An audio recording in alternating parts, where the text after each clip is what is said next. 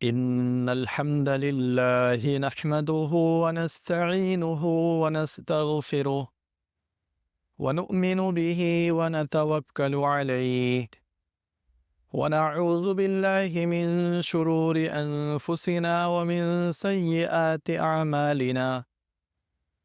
من يهده الله فلا مضل له ومن يضلله فلا هادي له، وأشهد أن لا إله إلا الله وحده لا شريك له، وأشهد أن محمدا عبده ورسوله.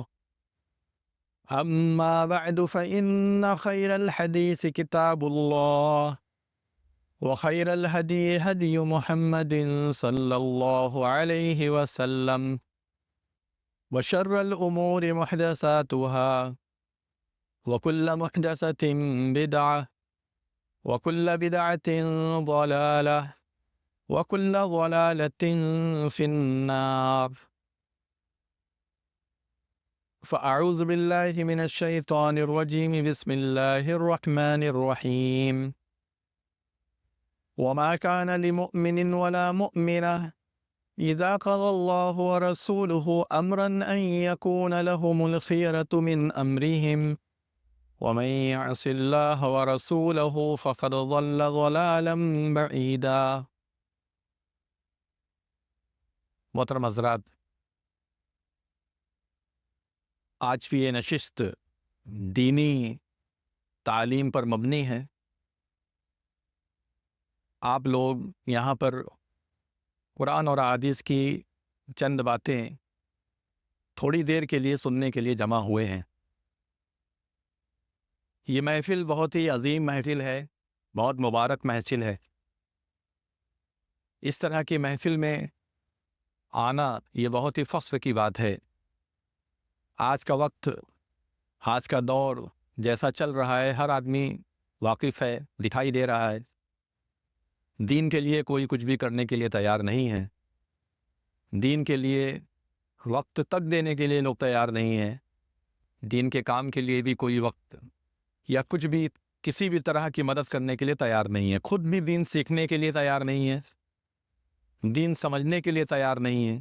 جبکہ اگر دیکھا جائے تو اسی پر ہماری پوری زندگی ہے. دین اگر رہے ہماری زندگی کے اندر تو آپ یہ سمجھ جائیے کہ ہماری کامیابی ہے. دین اگر نہیں ہے تو کوئی کامیابی نہیں ہے. یہ جو بدن، یہ جو جسم اللہ تعالیٰ نے ہمیں دیا ہے ابھی چند سالوں کے لیے ہے، وہ وقت کبھی بھی ختم ہو سکتا ہے. ایسا نہیں ہے کہ کوئی 60-70 سال کا ہوگا، 90 سال کا ہوگا تبھی مرے گا. مرنے کی کوئی عمر نہیں ہے. مرنے کی کوئی عمر نہیں ہے. پیدا ہوتے ہی لوگ مر جاتے ہیں. کوئی 5 سال، کوئی 2 سال، 4 سال، کوئی 10 سال، 20 سال، 50 سال، کتنا بھی جی سکتے ہیں. کوئی اخوا کر کے نہیں آیا ہے کہ کوئی کہہ سکتا ہے کہ میں اتنے سال زندہ رہوں گا. کوئی نہیں کہہ سکتا. تو کیسی بھی زندگی آپ گزار لیجیے، اچھی سے اچھی زندگی گزارو، عالیشان زندگی گزارو، یا غریبوں والی زندگی گزارو، یا اسی طریقے سے خاکساری والی زندگی گزارو، ایک نہ ایک دن مرنا ہے. اللہ کی فرمانبرداری کرتے ہوئے مرو، چاہے اللہ کی نافرمانی کرتے ہوئے مرو، مرنا ہے. جیسی بھی زندگی گزارو گے وہ آپ کے اوپر ڈیپینڈ ہے، وہ آپ کے اوپر ہے آپ کیسی زندگی گزارتے، لیکن مرنا ایک دن ہے یہ ضرور. آپ اگر مسلمان نہ بھی رہو تو بھی مرنا ہے، مسلمان ہو تو بھی مرنا ہے. موت ایک ایسی اٹل حقیقت ہے جس کا دنیا میں کوئی انکار نہیں کرتا، کوئی انکار نہیں کرتا. اللہ کا لوگ انکار کر سکتے ہیں، نبی کا انکار کر سکتے ہیں، مسلمان لوگ ہو سکتا ہے کہ بہت ساری باتوں کو اسلام کی مانے، بہت ساری بات اسلام کی نہ مانے، ہو سکتا ہے، لیکن موت کا کوئی بھی انکار نہیں کر سکتا. ایک بندہ، ایک انسان بھی، چاہے وہ کسی بھی مذہب کا ہو، کسی بھی خطے کا ہو، کسی بھی علاقے کا ہو، کہیں کا بھی ہو، موت کا انکار کوئی نہیں کر سکتا. مرنا ہے ایک دن. مرنا ہے تو مرنے کے بعد کی زندگی کے بارے میں بھی سوچنا پڑے گا. اگر مرنے کے بعد کی زندگی کے بارے میں نہیں سوچیں گے، یہ دنیا الجھانے والی دنیا ہے. یہ دنیا کیسی دنیا ہے، کیسے یہ دنیا ہے الجھانے والی. انسان کا پیٹ کبھی بھرتا نہیں، انسان کی ہوس کبھی مٹتی نہیں. کتنا بھی آپ کماتے جاؤ، کبھی سوچا ایک انسان جب 2,000 روپے نہیں کماتا ہے، 4,000 نہیں کماتا، 5,000 نہیں کماتا، سوچتا ہے کہ کاش کہ مجھے 2-4 ہزار روپے کی کہیں نوکری لگ جائے، جاب لگ جائے، کچھ میں ایسا کروں کہ 2-4 ہزار 5 ہزار میں کما لوں. لیکن جب وہ 5 ہزار 10 ہزار کمانے لگتا ہے تب اس کے بعد کیا وہیں اس کو خوش ہو جاتا ہے وہ؟ پھر اس کے بعد وہ 20 کے چکر میں 30 کے چکر میں پڑتا ہے 50 کے چکر میں پڑتا ہے. 50 کی اگر زندگی آ جائے اس کے سامنے تو پھر وہ 1 لاکھ 1.5 لاکھ کے چکر میں پڑے گا. کبھی وہ مطمئن نہیں رہے گا. یہاں تک کہ جس انسان کو سالانہ 20-30 لاکھ روپے پیکج مل رہے ہیں, کمپنیاں دے رہی ہیں 20 لاکھ 30 لاکھ 40 لاکھ دے رہے ہیں, پھر وہ سوچتا ہے کہ کیا ایسا بھی ہے کہ 1 کروڑ سالانہ کا پیکج ملے؟ پھر وہ اس کے چکر میں پڑ جاتا ہے. پھر اس کو 30-40 لاکھ سالانہ, جو تو بہت بڑی رقم ہے, اس کو وہ بھی نہیں بھاتی. پھر وہ سوچتا ہے کہ چلو کچھ ایسا دیکھا ہے, کوئی ایسی کمپنی میں بات کیا جائے کہ شاید ہمارا کروڑ روپے کا پیکج, چلو امریکہ والی کمپنی سے بات کریں, لندن والی کمپنی سے بات کریں, عرب والی کمپنی سے بات کریں, یورپ کمپنی سے بات کریں, یورپین کمپنی سے. تو یہ ہے, ایک گھر بنا لیا دوسرے گھر کے چکر میں, ٹھیک ہے. اور اسی طریقے سے انسان اپنی ضروریات کے اندر پس گیا ہے, اپنے سکون کو حرام کر لیا ہے, اپنے اطمینان کو حرام کر لیا, سکون سے سو نہیں رہا ہے. ابھی سو رہا ہے, آدھے گھنٹے سونے کا ٹارگٹ بنایا, 5 منٹ کے اندر فون آ گیا اور اس کے بعد اس کی نیند ٹوٹ گئی.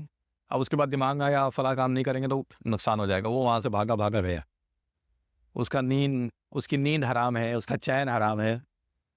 کھانے کو صحیح سے نہیں, کھانا نہیں کھا پا رہا ہے, مختلف بیماریوں میں مبتلا ہو جا رہا ہے, جس کی وجہ سے ڈاکٹر نے اس کو منع کر دیا, یہ نہیں کھانا, وہ نہیں کھانا, وہ نہیں کھانا. اتنا پیسہ اس کے پاس ہے, وہ چاہے تو ہزاروں لاکھوں لوگوں کو وہ سامان کھلا سکتا ہے, لیکن وہ خود اپنے منہ کے اندر نہیں ڈال سکتا. کیوں؟ اس کو فلا پرابلم ہے, دقت ہے. اگر وہ کھائے گا تو دیکھے شوگر کیا ہے, انسان مٹھائی سامنے رکھے ترس رہا ہے, اٹھا نہیں پا رہا ہے. اتنا سا بھی لینا اس کے لیے زہر ثابت ہو جائے گا, اتنا بھی سا بھی لینا اس کے لیے نقصان دہ ہو جائے گا. دنیا کی ہر چیز کو خریدنے کے اس کے پاس طاقت ہے, پیسہ ہے, مال ہے, لیکن نہیں خرید پا رہا ہے. یہ دنیا کی حقیقت, یہ زندگی کی حقیقت. اور ایک دن ایسا آئے گا کہ انسان اس دنیا سے چلا جائے گا اور اس کے بعد اپنے اعمال کا حساب کتاب اللہ تعالیٰ کے سامنے پیش کرے گا. جیسا عمل ہوگا دنیا میں ویسا اللہ کا فیصلہ ہوگا. ہمارے مقدر میں, ہماری تقدیر میں اور ہماری زندگی میں روزمرہ میں اتنے گناہ ہیں کہ نیکی ڈھونڈنے سے شاید ملے گی. نیکی اور اللہ کی فرما برداری شاید ڈھونڈنے سے ملے, جبکہ ہونا یہ چاہیے کہ ہماری زندگی میں گناہ ڈھونڈنے سے ملے, ہے کہ نہیں؟ گناہ بھی انسان سے ہو سکتا ہے, لیکن کم سے کم اتنی نیکی تو ہو کہ وہ اس کو برفٹ کر سکے, برابر کر سکے, ہے کہ نہیں؟ جیسے مان لیجئے 1 گرام پانی ہے, اب اس میں اگر ایک مثال طور پہ مان لیجئے کہ اس میں روابضہ 4 بوند 5 بوند چلا گیا تو پانی کو کوئی فرق نہیں پڑے گا, اس کا رنگ بھی نہیں بدلے گا. یہاں تک کہ اگر آدھی بوتل بھی آپ ایک بڑے ڈرم میں ڈال دیں گے تو بھی کلر اس کا نہیں بدلے گا. اگر اس کا رنگ بدلنا ہے تو اس کے لیے اچھی خاصی کوانٹٹی میں آپ کو روابضہ ڈالنا پڑے گا, تب جا کے وہ لال ہوگا یا پنک ہوگا. تو ہماری زندگی میں نیکیاں اتنی ہونی چاہیے کہ اس میں 1 ڈرام بھر کر کے تو ہو, تاکہ اگر 2-4 گناہ ہو جائے تو اس میں کم سے کم گھل مل کے برابر ہو جائے, نیکی غالب آ جائے, اللہ کی فرما برداری کیا ہو جائے, غالب آ جائے. لیکن ایسا نہیں ہے. ہمارے ہاں ایسی ہے کہ اتنے گناہ کہ چند نیکی بھی اگر ہم کر رہے ہیں تو وہ نیکی جا کر کے اس میں گھل مل جا رہی ہے, پتہ ہی نہیں چل رہا نیکی کا کہاں گئی. تو اس میں ہوش کی ضرورت ہے. انسان کو اس دنیا سے رخصت ہونا ہے, اس دنیا سے جانا ہے, مرنا ہے, اس میں کوئی دو رائے نہیں ہے. مرنا تو ہے ہی ہے. اب وہ مرنے کے بعد کی زندگی کے بارے میں سوچ لیں. اللہ تعالیٰ نے خود فرمایا ہے قرآن کے اندر, اِنَّا هَدَيْنَاهُ السَّبِيلَ اِمَّا شَاكِرًا وَإِمَّا كَفُورًا. ہم نے دونوں راستے دکھا دیے ان لوگوں کو, چاہے وہ شکر کا راستہ اختیار کر لیں, چاہے کفر کا راستہ اختیار کریں. چاہے سیدھے راستے پہ چلیں, شکر گزاری کریں, جو اللہ نے دیا ہے اس پر صبر کریں, خوش رہیں, اکڑے نہ, تکبر نہ کریں, گھمنڈ نہ کریں, اور آگے اچھی زندگی گزاریں, فرما برداری والی زندگی گزاریں, اللہ تقوی پرہیزگاری والی زندگی گزاریں, گناہوں سے بچنے والی زندگی گزاریں, اور چاہے تو کفر کا راستہ اختیار کر لے، اللہ کے نافرمانی کا راستہ اختیار کر لے۔ اب اس میں کیا ہوگا؟ اللہ کے نافرمانی کا راستہ اختیار کرنے میں کیا ہے؟ اللہ تبارک و تعالیٰ کی نافرمانی کا راستہ اختیار کرنے میں صرف اور صرف کیا ہے؟ نقصان، صرف اور صرف نقصان، دنیا کا بھی نقصان، آخرت کا بھی نقصان۔ اللہ کے سامنے جائے گا تو پتہ نہیں اللہ تعالیٰ اس کے ساتھ کیسا پیش آئے گا، کیا اس کا انجام ہوگا، کیا نہیں ہوگا۔ یہ ساری کی ساری چیزوں کو سوچنے کی ضرورت ہے۔ اللہ تبارک و تعالیٰ نے ہم لوگوں کو قرآن میں یہی سب سکھایا ہے۔ قرآن پڑھیے۔ اللہ تبارک و تعالیٰ آپ سے یہ نہیں چاہتا ہے کہ آپ بڑی بڑی کتابیں پڑھیے، موٹی موٹی کتابیں ختم کیجئے، مطالعہ کیجئے۔ یہ سب بڑے بڑے عالموں کا کام ہے، ان کا وہ کام ہے، رہنے دیجئے۔ بڑے بڑے کام بڑے بڑے لوگوں کو کرنے دیجئے، لیکن مختصراً، اختصار میں، شارٹ میں، کم سے کم قرآن کا تو ترجمہ پڑھنے کے لائق ہو۔ اتنا تو کم سے کم اپنی زندگی میں وقت نکال کر کے قرآن کا ترجمہ تو پورا مکمل پڑھ ڈالو آپ، تھوڑا تھوڑا تھوڑا تھوڑا کر کے، آدھا پیج، 4 لائن، 5 لائن، تاکہ پتہ تو چلے کہ اللہ تبارک و تعالیٰ نے آپ کو کس لیے اس دنیا میں بھیجا ہے، اور ہم کر کیا رہے ہیں، ہماری زندگی چل کیسی رہی ہے۔ کم سے کم یہ تو پتہ چلے، یہ تو دیکھیں۔ آپ قرآن کیوں پڑھیں؟ قرآن میں اللہ تبارک و تعالیٰ نے اپنے بارے میں بتایا ہے، اپنا ذکر کیا ہے، اپنی وحدانیت کا ذکر کیا ہے، اپنے بارے میں یہ بتایا ہے کہ میں کون ہوں، میری عبادت کیوں ہو، میری فرما برداری، یہ اللہ تعالیٰ نے بتایا ہے قرآن کے اندر۔ اور اسی طریقے سے اللہ تبارک و تعالیٰ نے اپنے نبی کے بارے میں بتایا، نبی کی فرما برداری کرنا کیوں ضروری ہے، نبی کے طریقے پر چلنا کیوں ضروری ہے، یہ بھی بتایا اللہ تعالیٰ نے۔ اور اسی طریقے سے اللہ تبارک و تعالیٰ نے قرآن کے اندر پرانی قوم کے بارے میں بھی بتایا، پرانی قوم کے بارے میں بھی ذکر کیا کہ دیکھو قوم عاد، قوم سمود،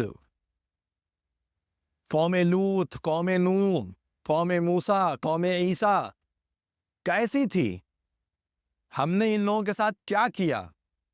ان لوگوں نے اللہ کے نافرمانی کا راستہ اختیار کیا تو کیا کیا۔ اللہ تبارک و تعالیٰ فوراً کچھ نہیں کرتا۔ یہ نہیں ہے آپ دیکھ رہے کہ ارے اتنا سب کچھ کرنے کے بعد بھی نماز ایک ٹائم کی ہم پڑھ ہی نہیں رہے ہیں، روزہ رکھ نہیں رہے ہیں، اللہ کی راہ میں کچھ خرچ کر ہی نہیں رہے، پھر بھی دیکھو اتنی مستی والی زندگی ہماری گزر رہی ہے۔ اس کا مطلب ہم ٹھیک ٹھاک چل رہے ہیں۔ تب تو جو مولانا مولوی ہے وہ پریشان ہے، جو دین کے راستے پہ جا رہا ہے وہی پریشان ہو جا رہا۔ یہاں تو الٹا دکھائی دے رہا ہے اپنے آنکھ سے۔ ہم نماز نہیں پڑھ رہے ہیں، خوب خوش ہیں ہم، دکان پر اگر ہم بیٹھے ہیں اتنے دیر تک کسٹمر اور ہم دیکھ رہے ہیں، جتنی دیر نماز پڑھنے جا رہے ہیں ملے جی مولانا، اتنی دیر تک ہم کیا کر رہے ہیں؟ کسٹمر دیکھ رہے ہیں اور ہم کما رہے ہیں۔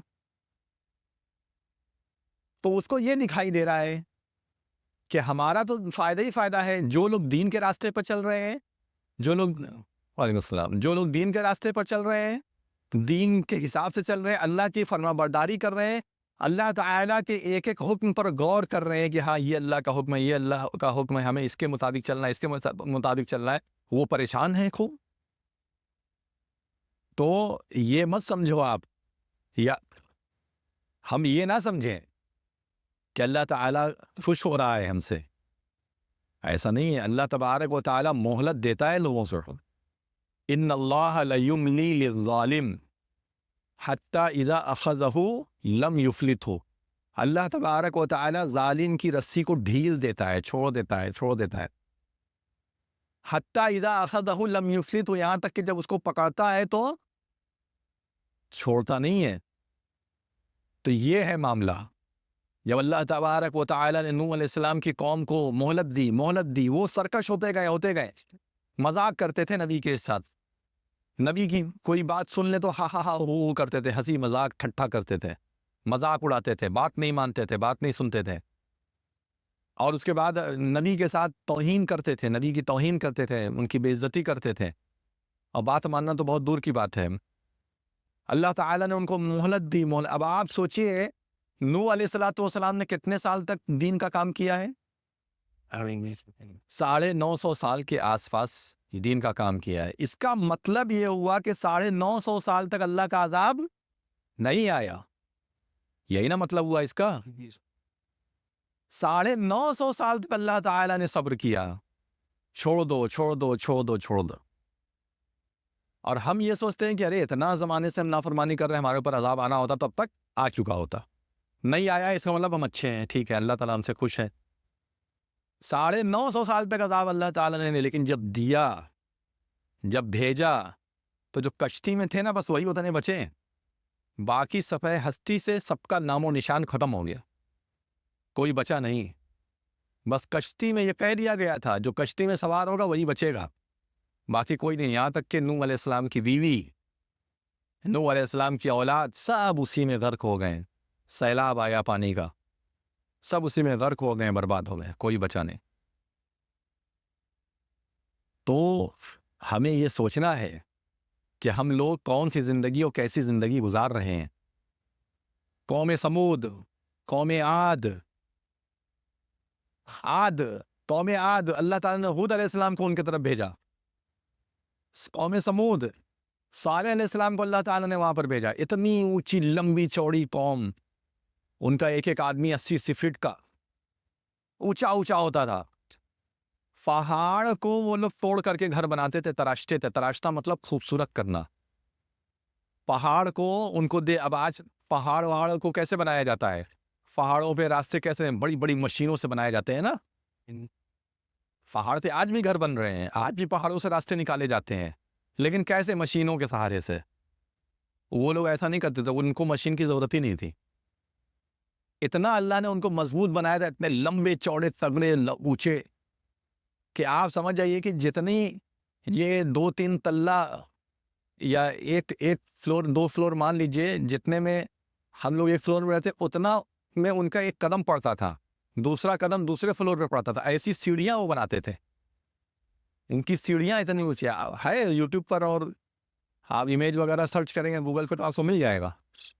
اس زمانے کی کچھ کھدائی میں کچھ چیزیں ملی ہیں. اتنی اونچی اونچی سیڑھی ملی ہے کہ ایک زینے پر, ایک پیر پر جو ہے آپ سمجھ جائیے کہ 2 فلور بنا لیں گے, 1 فلور بنا لیں گے گھر. اللہ نے ان کو اتنا مکان, اتنا طاقت دی تھی. وَقَالُوا نَحْنُ أَكْثَرُ أَمْوَالًا وَأَوْلَادًا, وہ لوگ کہتے تھے, کفار مشرکین کہتے تھے ہم تو زیادہ طاقت میں ہیں, ہمارے پاس اولاد ہے, ہمارے پاس مال ہے. یہ کون کہتا تھا؟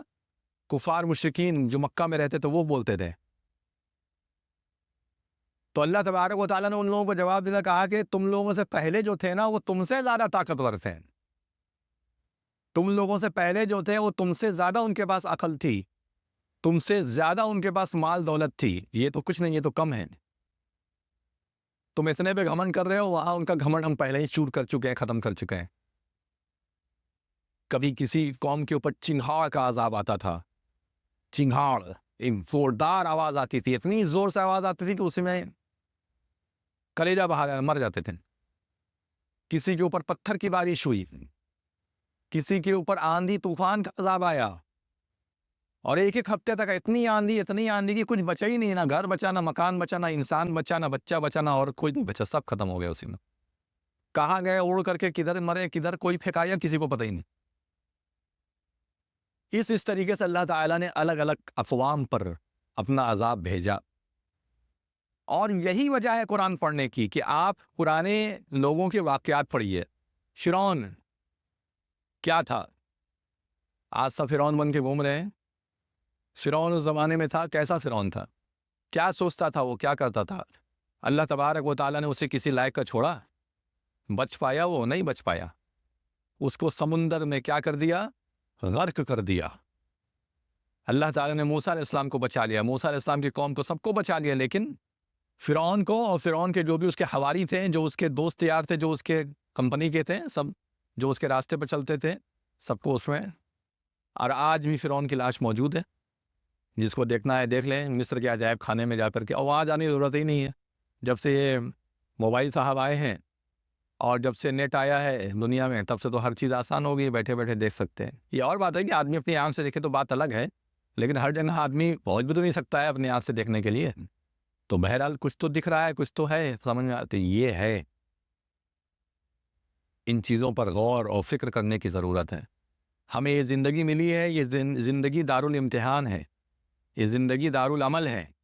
اس کے بعد اللہ تعالیٰ کیا حساب کتاب ہونا ہے ہر چیز کا، اور پھر اسی حساب سے اللہ تبارک و تعالیٰ فیصلہ کرے گا۔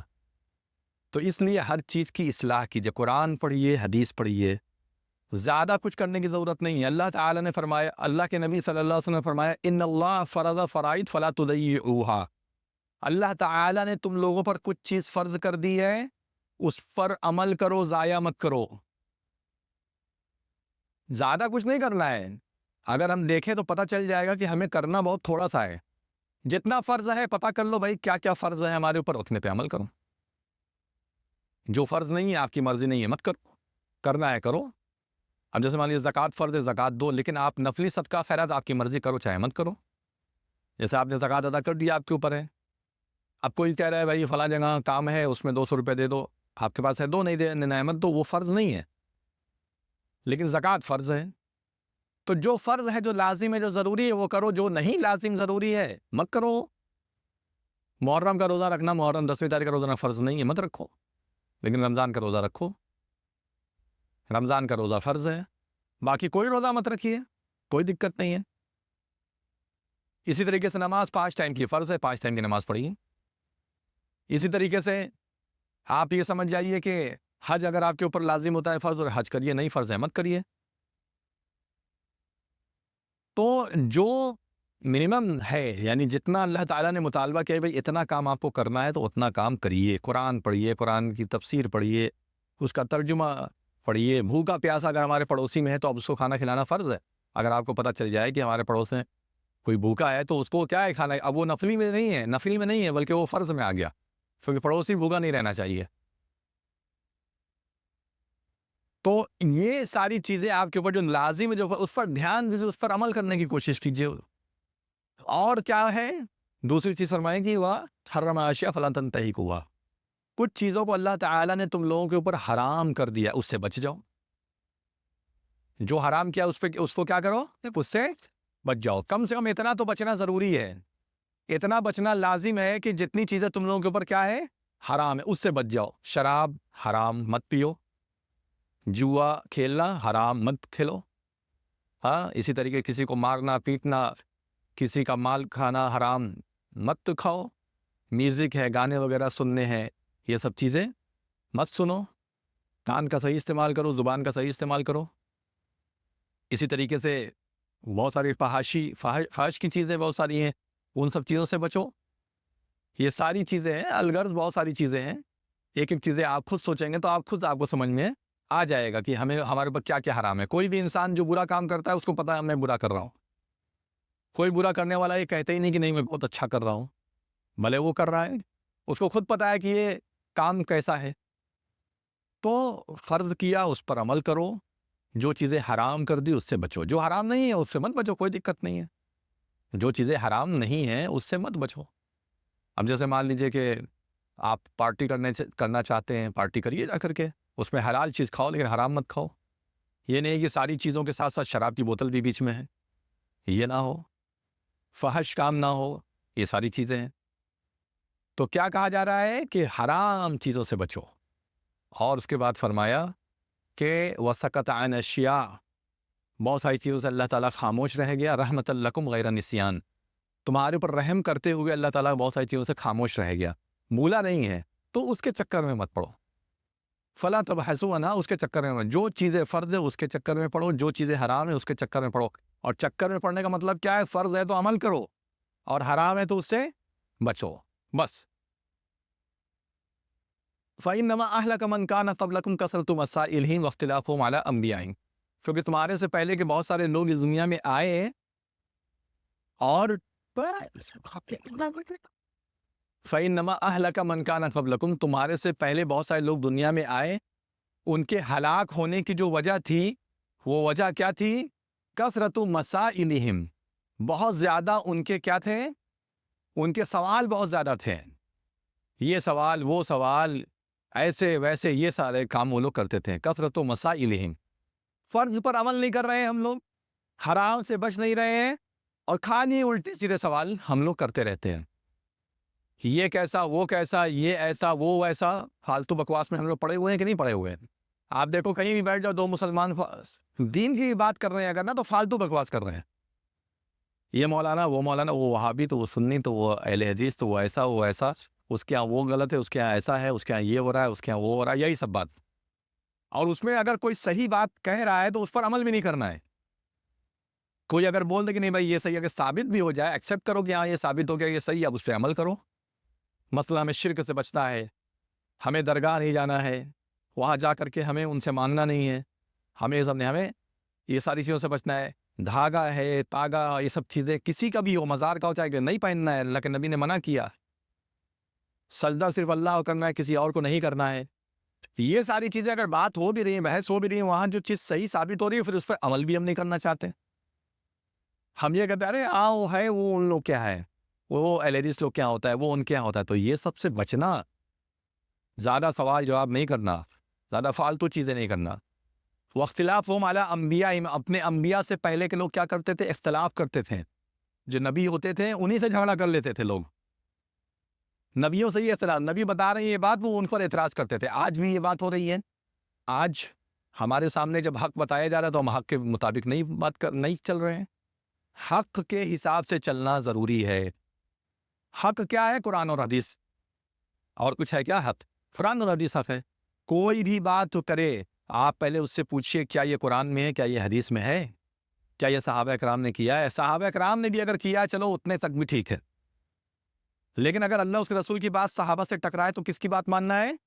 اللہ اس کے رسول کی بات ماننا ہے. کبھی کبھی ایسا ہو سکتا ہے کوئی صحابی کسی وجہ سے کوئی عمل ایسا کیے ہوں جو اللہ اس کے رسول سے ٹکرا رہا ہے. وہ وقت اور حالات کے حساب سے کبھی کبھی ایسا کرتے تھے. حاکم تھے نا، حکومت چلاتے تھے، تو کبھی کبھی کچھ حالات، اب جیسے مان لو مسجد میں نماز پڑھنا حرام ہے کہ جائز ہے کہ ناجائز ہے، کیا ہے؟ بولو. مسجد کے اندر نماز پڑھنا کیا ہے؟ جائز ہے، بلکہ ضروری ہے. جماعت کے ساتھ نماز پڑھنا ضروری ہے. لیکن کورونا میں سب مسجدیں بند ہو گئی، سب کو مار کے بھگا دیا گیا.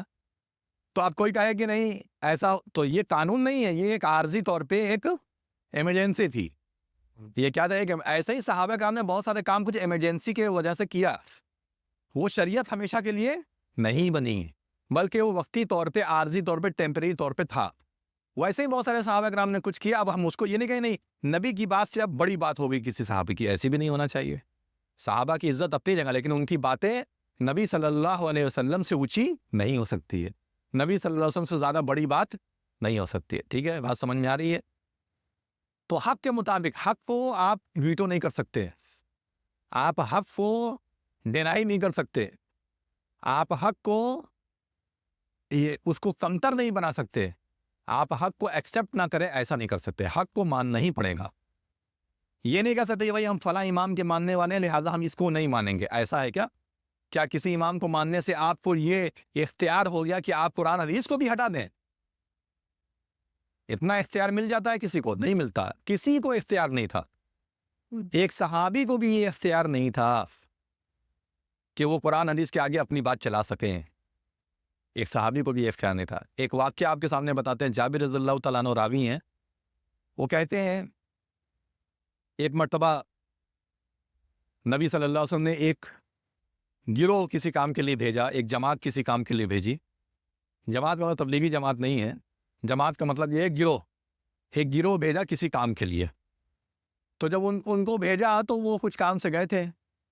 ہاں، اور وہاں پر ہوا یہ ہے کہ ان کا جو امیر تھا، امیر مطلب جو ذمہ دار تھا، اس گروپ کا جو ذمہ دار تھا، جس کو نبی صلی اللہ علیہ وسلم نے ذمہ دار بنایا تھا، تو اس گروپ کے ان کا جو امیر تھا وہ کسی بات پہ ناراض ہو گیا پورے لوگوں سے. جب ناراض ہو گیا تو اس نے کہا کہ لکڑیاں اکٹھا کرو. تو سب لوگوں نے لکڑیاں اکٹھا کر دی. کہا اس میں آگ لگاؤ، تو لوگوں نے آگ لگا دی. پھر اس کے بعد کہا کہ اب سب لوگ اس میں کودو، مطلب سب لوگ سوسائڈ کرو، مرو اب یہاں پہ، یعنی میرا حکم ہے سب لوگ اس پہ جا کے مرو. تو کچھ لوگ کہیں کہ ارے بھائی امیر کا حکم ہے، اور نبی صلی اللہ علیہ وسلم نے فرمایا کہ امیر کی اطاعت جو ہے رسول کی اطاعت ہے، رسول کی اطاعت اللہ کی اطاعت ہے، تو ہمیں کود جانا چاہیے اس میں. نبی صلی اللہ علیہ وسلم تو کچھ لوگوں نے کہا کہ نہیں، یہ کیسا امیر ہے، یہ کون سا حکم دے رہا ہے، آگ میں کود جاؤ مر جاؤ، یہ کون سا حکم ہے. کہا کہ نہیں ہم اس پر عمل نہیں کریں گے. ہم نبی صلی اللہ علیہ وسلم سے، یہ سب صحابی ہیں پورے، یہ آپ سمجھ لیجئے. کہا کہ ہم نبی صلی اللہ علیہ وسلم سے بات کریں گے، ہم جائیں گے واپس، ہم نہیں کودیں گے. کوئی نہیں کودا، سب پورے واپس چلے گئے نبی صلی اللہ علیہ وسلم کے پاس. تو اللہ کے رسول صلی اللہ علیہ وسلم کے پاس جا کر کے پورا واقعہ سنایا تو نبی صلی اللہ علیہ وسلم نے معلوم ہے کیا فرمایا؟ کہا کہ اچھا ہوا نہیں کودے اس کے اندر، ورنہ اگر اس میں کود جاتے تو ہمیشہ آگ میں ہی رہتے، جہنم میں ہی رہتے۔ اب دیکھو بولنے والا کون، حکم دینے والا کون؟ صحابی۔ اس لیے یہ آپ نہیں کہہ سکتے کہ صحابی نے بول دیا تو اب وہ شریعت ہو گئی، صحابی نے بول دیا تو اب اسی پر عمل کرو، نہیں، نبی کی بات کو بھی کنارے کر دو، یہ مطلب نہیں ہے صحابہ اکرام کو ماننے کا۔ صحابہ اکرام کو ماننے کا مطلب ہے ان کی عزت کیجئے، ان کا یہی حال اللہ والوں کا ہے، بزرگوں کا ہے، اماموں کا ہے، آپ ان کی عزت کیجئے، ان کا احترام کیجئے، سب کچھ کیجئے، لیکن اس کا مطلب یہ نہیں کہ آپ نبی صلی اللہ علیہ وسلم سے بڑا درجہ ان کو دے دیجئے۔ نبی کی حدیث آ جائے تو نہیں ہم صحابی کی بات مانیں، ایسے نہیں چلتا۔ تو اس لیے اسلام کی فلسفی کو سمجھیے، اسلام کی فلسفی کو، اسلام کیا ہے؟ تو اسلام آپ کو جو چیزیں کہہ رہا ہے کرنے کو، اس کے حساب سے چلیے۔ مختصراً درس ہے، یہی باتیں ہیں، زندگی میں بدلاؤ لائیے، زندگی کو سنواریے، سدھاریے، دینی انسان بنیے، دنیاوی پلس دینی دونوں بنیے۔ خالی دنیاوی انسان بننے سے کوئی فائدہ نہیں ہے، اور خالی دینی انسان بننے سے اگر آپ کے گھر کا نقصان ہو رہا تو بھی فائدہ نہیں ہے۔ بھائی آپ دینی انسان بن گئے، دم اچھے سے جم کر کے، جبہ طبہ اور ٹوپی داڑھی سب اچھے سے، اور اس کے بعد آپ کے بچے 1 روپے کے لیے ترس رہے ہیں، تو یہ بھی نہیں ہونا چاہیے۔ دینی پلس دنیاوی دونوں کام کیجیے۔ اگر آپ عالم دین بھی ہیں تو عالم دین ہونے کے باوجود آپ کو ذریعہ معاش اختیار کرنا پڑے گا، چاہے آپ دینی راستے سے ذریعہ معاش اختیار کریں، امامت، کتابت، درس، دروس، چاہے اس راستے سے ذریعہ معاش اختیار کیجیے، حاصل کیجیے، کوشش کیجیے، اور چاہے اگر نہیں ہو پا رہا ہے تو آپ دینی بن کر کے آپ دنیا میں کوئی کاروبار کیجیے، بزنس کیجیے، کہیں جاب کیجیے، لیکن آپ کو دنیاوی تو بننا ہی پڑے گا۔ دینی اور دنیاوی دونوں کے بغیر ہو ہی نہیں سکتا۔ قرآن میں خود کہا گیا ہے، جمعہ میں جو سورہ جمعہ میں آئے تھے اس پہ کیا ہے، فَإِذَا قُضِيَتِ الصَّلَاةُ فَانتَشِرُوا فِي الْأَرْضِ وَابْتَغُوا مِن فَضْلِ اللَّهِ وَاذْكُرُوا اللَّهَ كَثِيرًا لَعَلَّكُمْ تُفْلِحُونَ، کہ جب نماز ہو جائے تو زمین میں پھیل جاؤ، واپس جاؤ، اور جا کر کے کیا کرو، اللہ کا رزق تلاش کرو اب، اور اللہ کا خوب ذکر کرو، رزق تلاش کرو تب بھی اللہ کا ذکر کرو، سبحان اللہ، الحمدللہ، اللہ اکبر، پڑھتے رہو، استغفار کرتے رہو، اللہ تعالیٰ سے معافی مانگ کر استغفر اللہ کہتے رہو، اللہ کی بڑائی بیان کرتے رہو، یہ سب کام بھی کاروبار کے ٹائم کرتے رہو تاکہ تم لوگ کامیاب ہو۔ تو یہ جب زندگی، آپ کی زندگی خود بخود اچھی بنے گی، خوشنما بنے گی، زندگی میں سکون آئے گا، چین آئے گا، برائی سے آپ بچے رہیں گے، آپ کے ہر بار بھی خوش رہے گا، آپ بھی خوش رہیں گے، سب اچھا رہے گا۔ اللہ تعالیٰ ہم لوگوں کو کہنے سننے سے زیادہ عمل کرنے والا بنائے، جب تک ہمیں اس دنیا میں زندہ رکھے اسلام اور ایمان پر، اور جب ہماری وفات کا وقت آئے تو ہمارا خاتمہ بالخیر فرمائے۔ ہم لوگوں کو اللہ تعالیٰ دیندار بنا دے، نمازی و پرہیزگار بنا دے، گناہوں سے بچنے والا بنا دے، فرائض پر عمل کرنے والا بنا دے، اور حرام سے بچنے والا بنا دے۔ آمین یا رب العالمین، وآخر دعوانا ان الحمد للہ رب العالمین، والسلام علیکم ورحمۃ اللہ وبرکاتہ۔